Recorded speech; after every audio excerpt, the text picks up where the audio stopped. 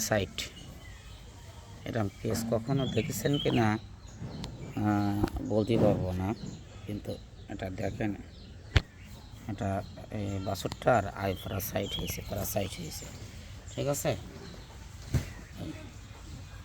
এই ঠিক আছে, তাছাড়া আর সব লক্ষণ ঠিক আছে, কিন্তু ওর চোখ আস্তে আস্তে খুবই খারাপ অবস্থা, ঠিক আছে।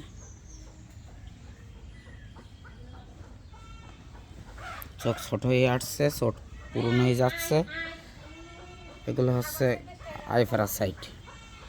এবং এটা মূলত হয়েছে মাছির কারণে, ঠিক আছে।